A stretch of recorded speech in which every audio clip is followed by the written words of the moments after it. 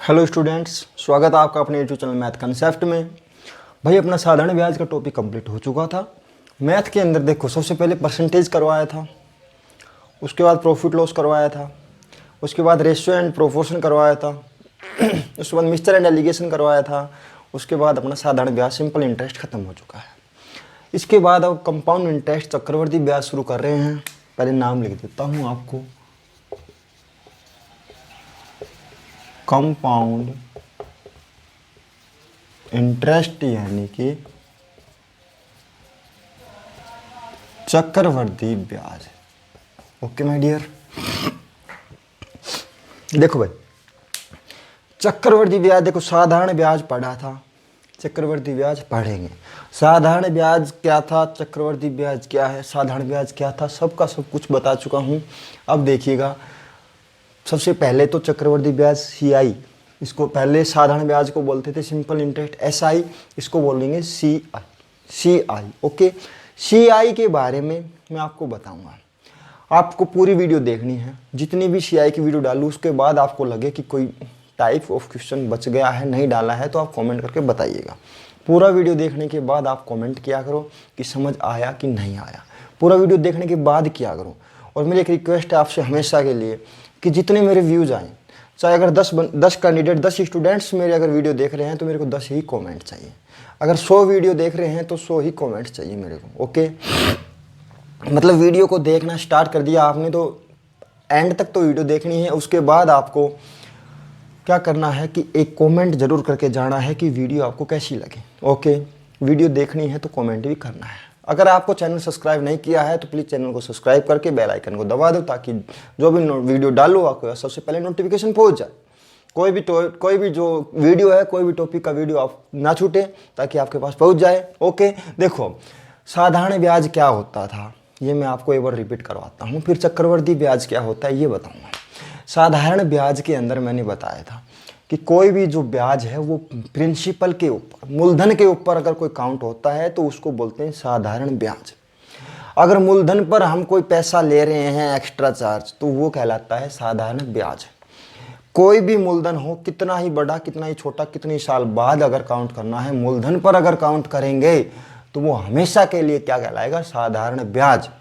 चक्रवर्ती ब्याज कब बन जाता है, एक तो देखो हमने मूलधन पर काउंट किया, मूलधन पर लगने वाला ब्याज, मूलधन पर लगने वाला ब्याज क्या कहलाता है, साधारण ब्याज, सिंपल इंटरेस्ट। लेकिन CI का मतलब क्या है ये समझो, मूलधन प्लस ब्याज पर ब्याज, मूलधन प्लस ब्याज पर ब्याज। इसका मतलब क्या है ये अच्छे से समझो। मान के चलो हमने किसी से पैसे उधार ले लिए 2 साल के लिए। CI के अंदर 2 साल या 3 साल ही पूछा जाता है नॉर्मली क्वेश्चन, तो ठीक है। देखो हमने मान के चलो कोई CI से रेट से, चक्रवर्ती ब्याज की दर से हमने कोई पैसे उधार लिए 2 साल के लिए। मान के चलो 100 रुपये उधार ले लिए, 10% की रेट है, तो 100 रुपये का 100 रुपये तो प्रिंसिपल है और जो रेट है वो 10% है और टाइम है वो 2 साल का। सॉरी, प्रिंसिपल 100 रुपये है, रेट 10% है, टाइम है वो 2 साल का है। साधारण ब्याज में क्या करते थे, 100 का 10% निकालो, 10 आ गया, या मान लो ऐसे कर लेते थे कि भाई 100 गुणा 10 गुणा 2/100, 100 से 100 कैंसिल हो गया, कितने रुपए का ब्याज आ गया, 20 रुपये का। 100 रुपये का 2 साल का 10% की रेट से साधारण ब्याज अगर पूछा होता कितने रुपए आ जाता, 20 रुपये आ जाता। लेकिन अगर वही हम अगर चक्रवर्ती ब्याज की बात करें, CI की बात करें, तो मेरे भाई देखो 100 रुपये का 10% निकालना है सबसे पहले 1 साल के लिए। कितने रुपए आ गया, 10 रुपये आ गया। साल 2 है, एक साल पे काउंट किया जाता है। चक्रवर्ती ब्याज प्रत्येक साल पे काउंट किया जाता है। साधारण ब्याज का मैंने देखो, साधारण ब्याज और चक्रवर्ती ब्याज में मोटा सा अंतर बताऊंगा आपको, तो क्या है, साधारण ब्याज के अंदर आज अगर 2 साल का ब्याज अगर 10 रुपये है तो अगले 2 साल का ब्याज भी 10 रुपये होगा। उससे अगले कहीं भी 50 साल, 60 साल, 100 साल, जितने भी मैं 2 साल उठा के देखूंगा उनका ब्याज 10 रुपये ही मिलेगा। लेकिन चक्रवर्ती ब्याज में क्या है, आज के साल का ब्याज है, अगले साल उससे थोड़ा ज़्यादा मिलेगा, उससे अगले साल अलग, मतलब हर साल बढ़ता जाता है। दोनों में डिफरेंस क्या है ये समझ लीजिएगा एक बार अच्छे से। साधारण ब्याज के अंदर हर साल, कभी भी कोई भी साल उठा कर देख लेना, प्रत्येक साल का एवरी ईयर इक्वल SI, प्रत्येक साल का बराबर ब्याज मिलता है। बट ये जो है चक्रवृद्धि ब्याज, चक्रवृद्धि ब्याज CI है, कंपाउंड इंटरेस्ट, ये हर साल इंक्रीज होता है, हर साल बढ़ता जाता है। क्यों बढ़ता जाता है ये देखिएगा, आपको ये समझना है।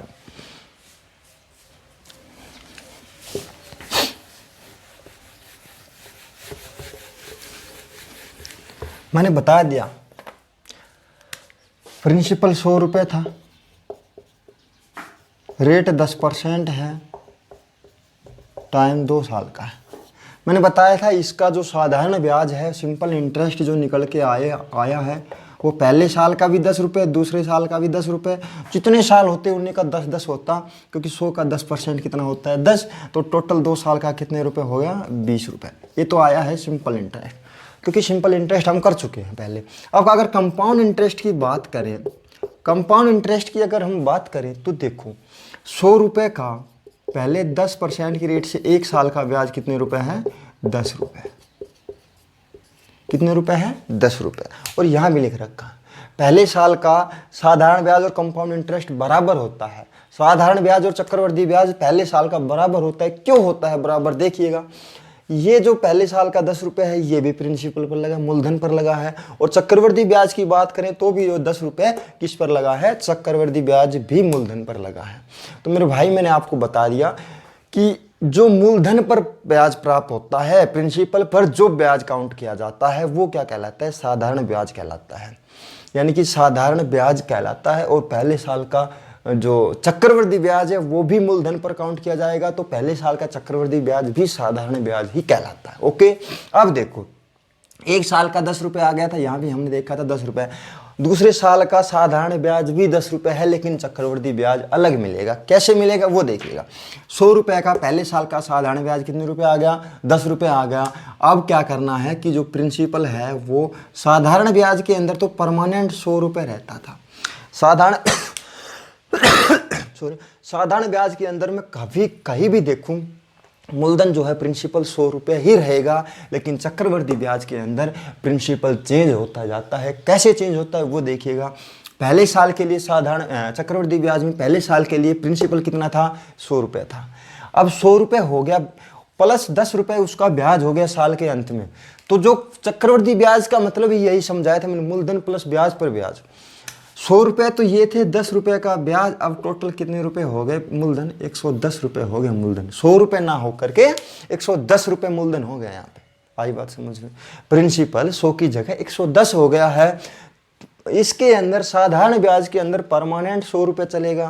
क्यों, क्योंकि ये जो है SI ये हमेशा किस पर काउंट होता है, इस पर काउंट होता है। लेकिन चक्रवृद्धि ब्याज 100 पे तो है, मतलब प्रिंसिपल पर तो है काउंट, प्लस वो जो इंटरेस्ट बनता है हर साल के लास्ट में, ईयरली एंड जो इंटरेस्ट बनता है वो प्लस उस पर भी काउंट किया जाता है। समझ गए। यानी कि पहले साल का प्रिंसिपल कितना था, इसके अंदर 100 रुपये था। अगर दूसरे साल का मूलधन देखें तो हम 100 ना हो करके 100 तो ये है, प्लस जो ब्याज बनता है वो ऐड करते चलेंगे, 110 हो जाएगा। तो 110 का अब 10% 1 साल के लिए निकालेंगे तो 100, 2 जीरो से 2 जीरो कट गया, कितने रुपये आ गया, 11 रुपये आ गया। ओके, अब अगर ब्याज टोटल में देखूं, पहले साल के लास्ट में तो 10 रुपये मिला था, दूसरे साल के लास्ट में 11 रुपये मिले थे। टोटल ब्याज कितना हो गया, 10 + 11 यानी 21 रुपये। कितने रुपये हो गया, 21 रुपये। साधारण ब्याज कितने रुपये आया था, 20 रुपये आया था। चक्रवृद्धि ब्याज कितना आया है, 21 रुपये आया। ये 1 रुपये एक्स्ट्रा क्यों आया है, ये 1 रुपये एक्स्ट्रा 10 रुपये की वजह से आया, क्योंकि पहले साल का ब्याज कितना था 10 रुपये, और रेट हमेशा सेम रहेगी जो चलती आ रही है 10%। 10% निकालना है, परसेंट हटाऊंगा, 100 से भाग करूंगा, 2 जीरो से 2 जीरो कैंसिल होगा, 1 गुणा 1 कितना आएगा, 1 रुपया। तो ये 1 रुपये एक्स्ट्रा किसका आया है, साधारण ब्याज का आया है मेरे भाई। समझ गए बात को, मतलब क्या है ये अभी सिर्फ बता रहा हूँ। करने का तरीका तो मैं आपको बिल्कुल आसानी से एक एक लाइन का करवाऊंगा, कोई दिक्कत नहीं। देखो इसका मतलब क्या है समझने का अच्छे से, यही बात है, यही बात समझनी है। आज समझ लेना पूरा चक्रवृद्धि ब्याज, चाहे वो 5 दिन चले, चाहे 4 दिन चले, चाहे 10 दिन चले, आपको कुछ समझने की जरूरत नहीं है, सिर्फ आज का पढ़ाया हुआ समझ लीजिएगा। साधारण ब्याज हर साल बराबर रहता है, लेकिन चक्रवृद्धि ब्याज हर साल बराबर नहीं रहता, वो हर साल के रेशो में बराबर होता है। रेशो में बराबर कैसे होता है वो मैं आपको जब क्वेश्चन करवाऊंगा तो आपको बताऊंगा। बात ये ध्यान रखनी है कि चक्रवृद्धि ब्याज मूलधन पर काउंट होगा प्लस ब्याज पर ब्याज काउंट होगा। मतलब हर साल मूलधन प्लस ब्याज, फिर मूलधन प्लस ब्याज, फिर मूलधन प्लस ब्याज पर काउंट किया जाता है। ठीक है। अब एक बात ध्यान रखने वाली क्या है कि आपने कभी भी छोटे थे, चौथी, पाँचवीं, फिफ्थ, सिक्स, जितनी भी क्लास के अंदर ही आता था चक्रवृद्धि ब्याज, compound interest, simple interest. Compound interest का एक फॉर्मूला पढ़ा होगा, A=P × 1 + R/100 की पावर टाइम t। ये फॉर्मूला आपने पढ़ा था कभी ना कभी। ए का मतलब क्या होता है, यहाँ पर मिश्र धन होता है, अमाउंट होता है। ए का मतलब मिश्र धन, पी का मतलब प्रिंसिपल यानी कि मूलधन होता है, आर का मतलब आपको पता है ये रेट दर होती है, टी का मतलब भी पता है टाइम समय होता है। अगर सिंपल इंटरेस्ट निकालना होता है तो भी, और अगर कंपाउंड इंटरेस्ट निकालेंगे तो भी क्या करना है, अमाउंट माइनस प्रिंसिपल। ये मैंने आपको पिछली वीडियो में भी बताया था कि अगर ब्याज निकालना है तो जो मिश्र धन है उसमें से मूलधन कम कर देंगे, ए में से पी को कम कर देंगे तो क्या आएगा, ब्याज आएगा, वो चाहे एस आई हो चाहे सी आई हो। ठीक है। अब देखो ये फॉर्मूला आपने पढ़ा था, मिश्र धन निकलता है डायरेक्ट फॉर्मूले से, ब्याज चाहिए, सी आई चाहिए, तो इसमें से ये वाला जो दे रखा है वो कम कर लेते थे।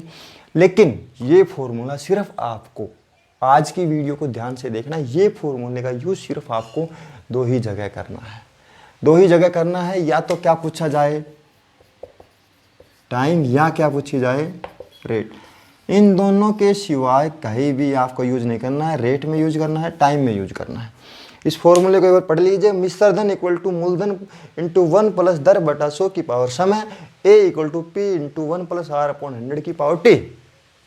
इस फॉर्मूले का यूज सिर्फ टाइम पूछे जब करना है, या तो या रेट पूछे, दर पूछे जब करना है। बाकी आपको पूरा का पूरा कंपाउंड इंटरेस्ट, देखो नया फॉर्मूला मैंने पहले भी बताया था, मैं कोई फॉर्मूला नहीं बताऊंगा, ये फॉर्मूला आपको कभी ना कभी कहीं ना कहीं पढ़ा हुआ है। और एक फॉर्मूला पूरे टॉपिक के अंदर अगर एक फॉर्मूला भी अगर आपको बताता हूं तो वो फॉर्मूला भी ऐसा बताता हूं जो कभी ना कभी पढ़ा है, कोई बड़ी बात नहीं है।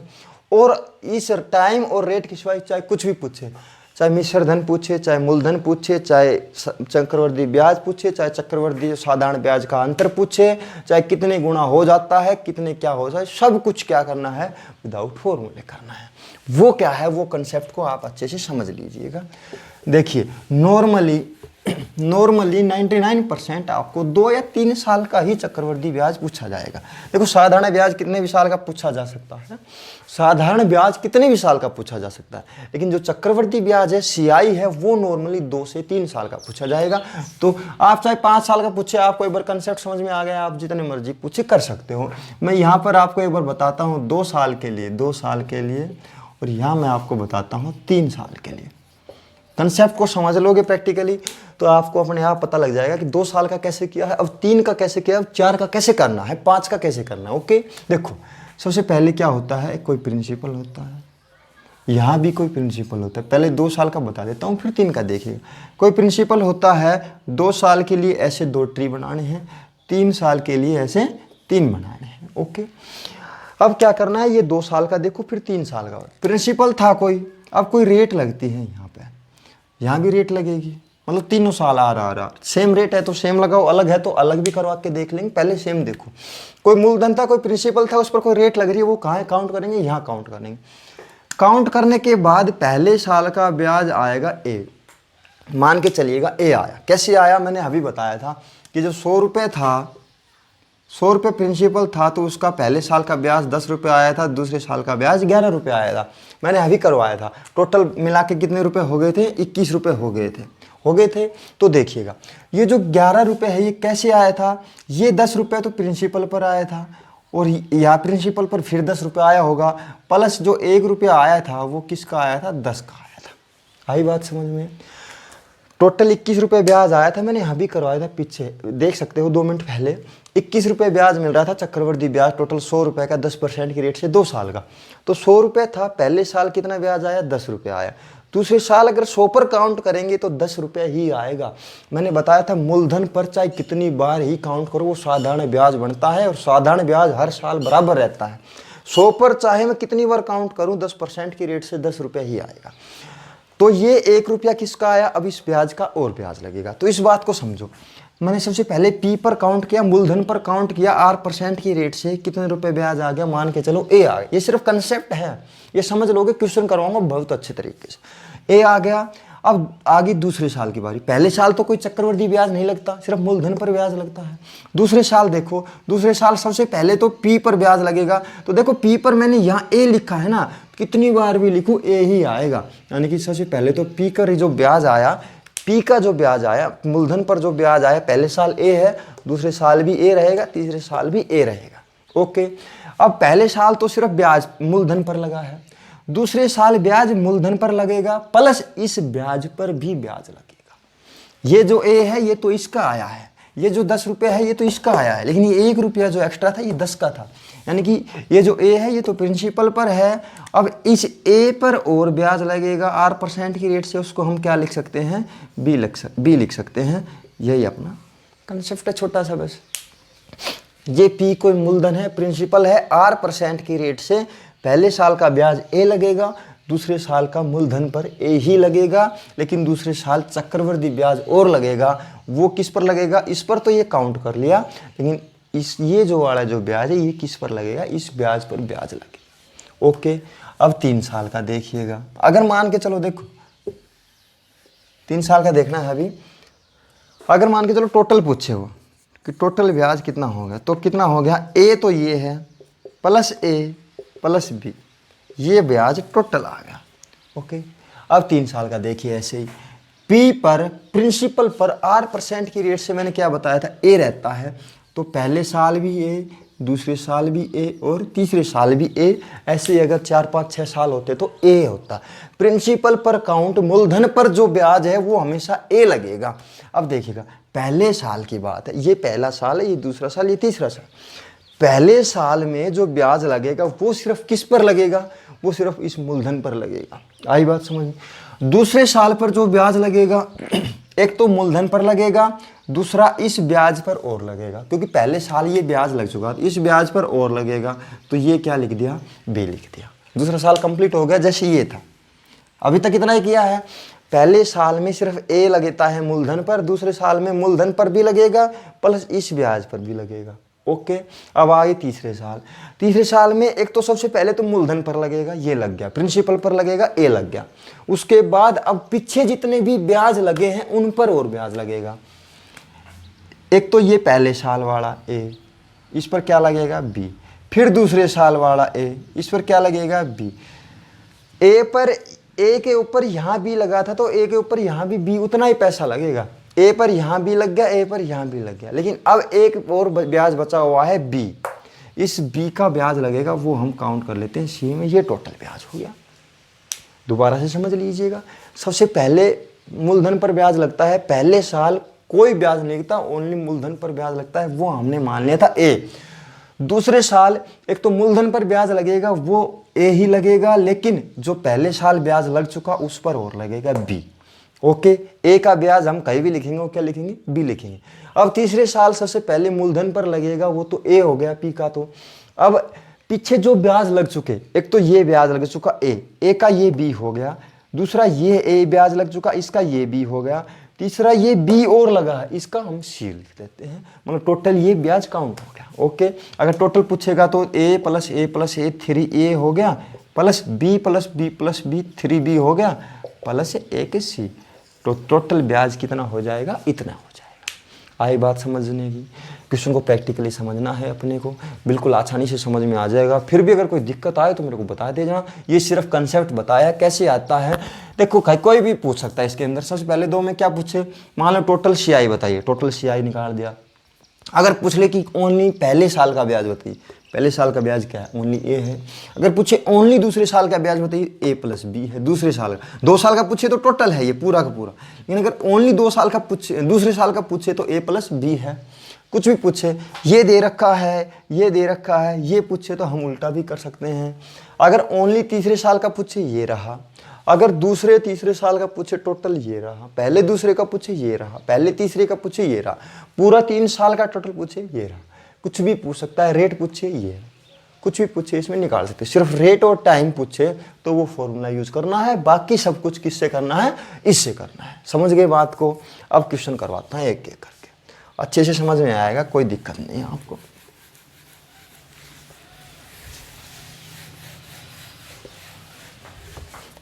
क्वेश्चन देखिएगा सबसे पहले।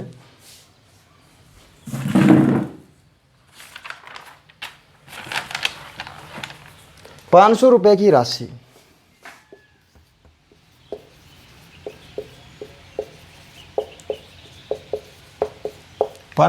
राशि 10% वार्षिक दर पर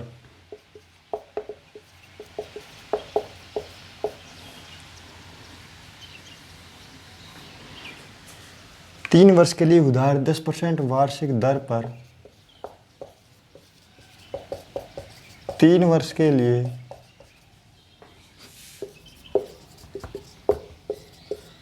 उधार दी जाती है, उसका साधारण ब्याज बताइए। साधारण ब्याज तो कर चुके थे ना हम, कंपाउंड इंटरेस्ट पढ़ना है हमें तो।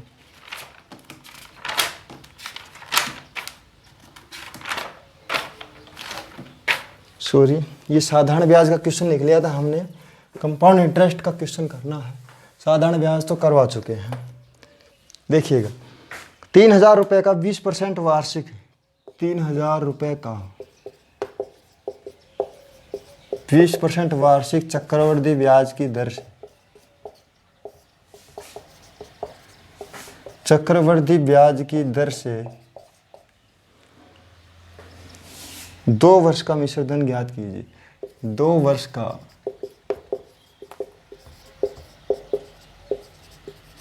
मिश्र धन ज्ञात कीजिए।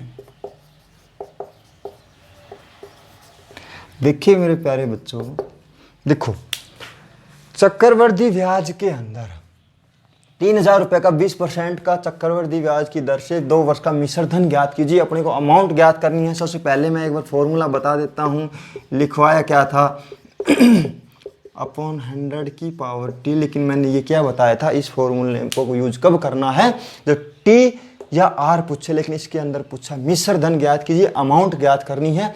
एक बार मैं इस फॉर्मूले से करवा रहा हूँ, उसके बाद में अपना वो ट्री वाला करेंगे। देखो ए की वैल्यू ज्ञात करनी है, पी कितना दे रखा है 3,000 रुपये, 3,000 रुपये इंटू 1 प्लस आर कितना दे दिया 20 अपॉन 100, टाइम कितना दे रखा है 2 साल का। ओके, ए इक्वल टू 3,000, 20 को इसको काटे एक बार, 20 के काटेंगे 5 बार, 1 प्लस 1/5 की पावर 2, आगे करेंगे 3,000 इंटू 5 एलसीएम ले लेंगे, 5 से इसको 1 से भाग देंगे, 5 प्लस 1, 5 प्लस 1 अपॉन 5 की पावर 2, आगे करो 3,000 गुणा 5 और 1 6/5 का स्क्वायर, 3,000 गुणा 6/5 गुणा 6/5, 6/5, 6/5 2 बार करना क्योंकि स्क्वायर लगा हुआ है। 5 से इसको काटेंगे 6 बार, 5 से इसको काटेंगे 12 बार, 120 गुणा 6 गुणा 6, 120 गुणा 36 कितना आ जाएगा 0, 12 72, 7 12 3 36 और 7 43, कितने रुपए आ गया 4320 रुपये आ गया। समझ गए बात को। ये फॉर्मूला है मिश्र धन बराबर मूलधन इंटू 1 प्लस दर बटा 100 की पावर समय। मिश्र धन अपने को निकालना है, मूलधन 3,000 रुपये दे रखा है, 1 की जगह 1 रखा है, आर की जगह 20% दे रखा है, टी की जगह 2 साल।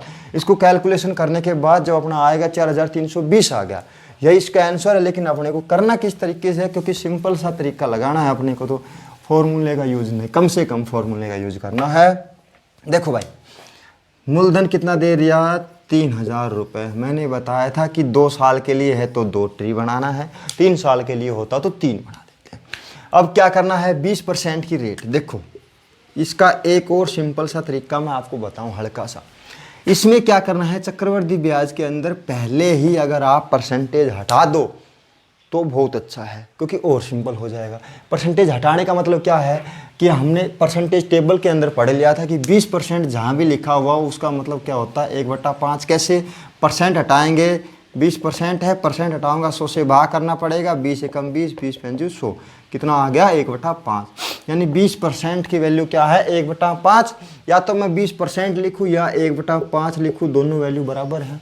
20% लिखूंगा तो 3000 का 20% निकालूंगा, 100 से भाग करना पड़ेगा। अगर डायरेक्ट 1/5 करूंगा 100 से भाग नहीं करना पड़ेगा। अब देखो पहले साल का ब्याज लगेगा वो सिर्फ 3000 पर लगेगा, कितना 3000 का कितना लगेगा 1/5। 3000 कितना 1/5, 5 से इसको काटेंगे 6 बार, कितना आ गया 600 रुपये आ गया।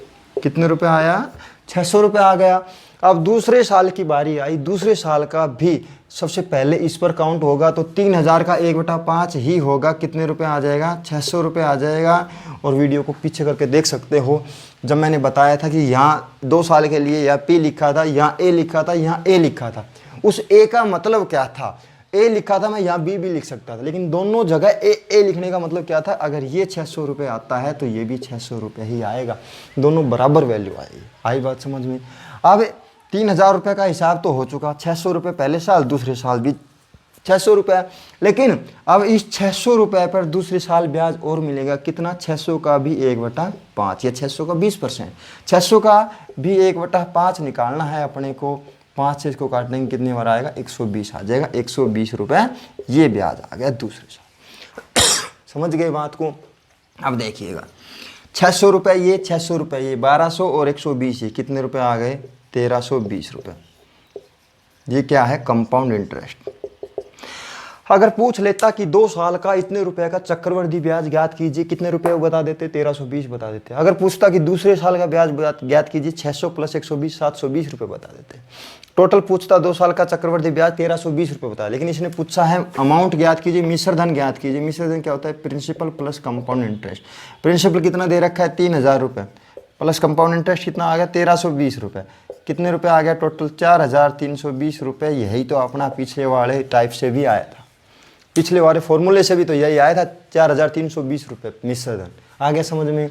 इससे करना है अपने को, क्योंकि ना इसमें कोई फॉर्मूला रखना है, बस ये ध्यान रखना है प्रिंसिपल दे रखा है, इस पर रेट दे रखी है। देखो इससे भी वही आता 3000। अगर किसी को लग रहा है कि ये क्यों 3000 का 20% लगाना है, परसेंट हटाएंगे 100 से भाग कर देंगे, 2 0 से 2 0 कैंसिल, इधर 30 बच गया, इधर 20 बच गया, 30 × 20 करेंगे तो कितना आएगा 600 रुपये ही आएगा।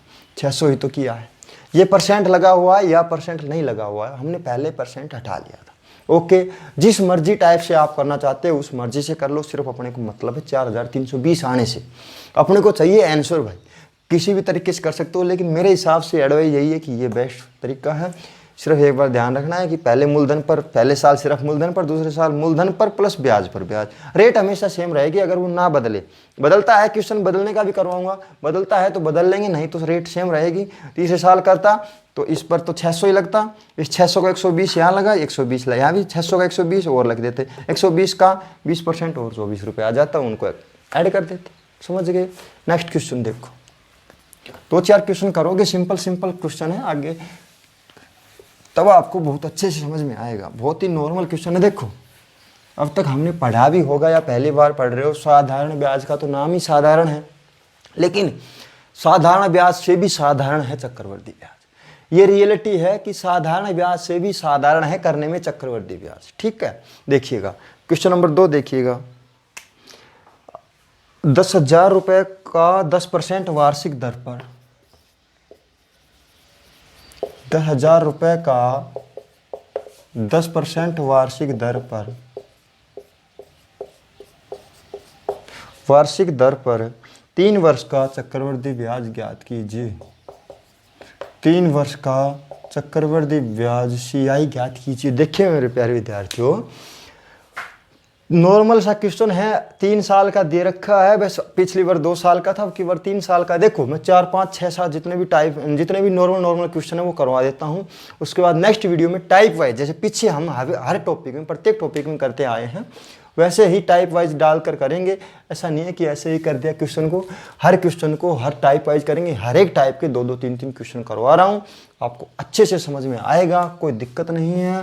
क्वेश्चन आपने पढ़ लिया है, अब सोल्व करो। देखो कितने रुपए दे रखा है प्रिंसिपल 10,000 रुपये, 3 साल का है, 3 साल का बना दीजिएगा, बना दिया।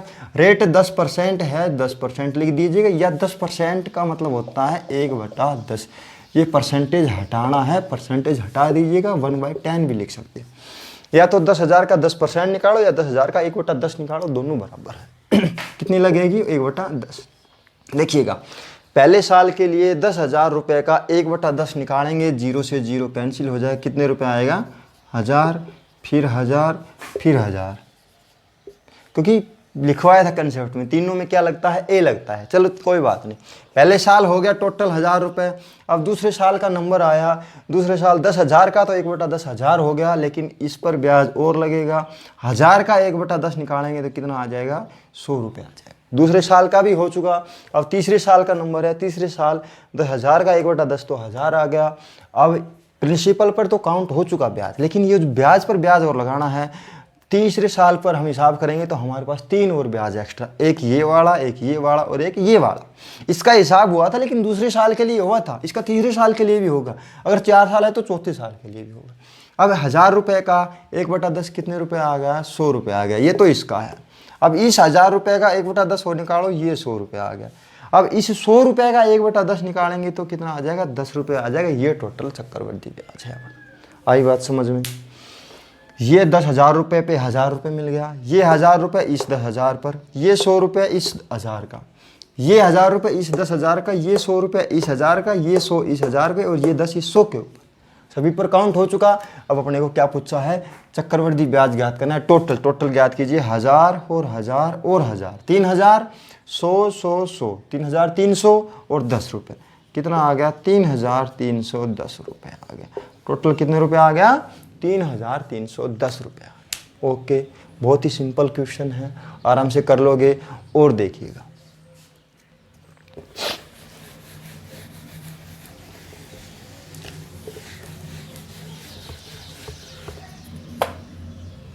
और देखिएगा क्वेश्चन आप आगे।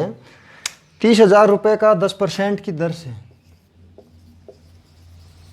30,000 रुपये का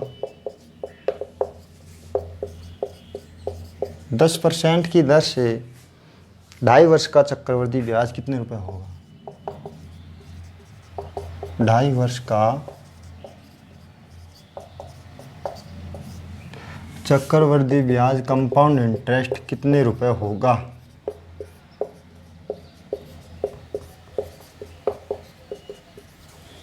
देखिए मेरे प्यारे विद्यार्थियों, क्वेश्चन वैसा ही है जैसा किया था भाई, सिर्फ एक डिफरेंस है। 2 साल का करवा चुका, 3 साल का करवा चुका, एक 2.5 का करवा रहा हूँ, क्या पता 2.5 साल का आ जाए।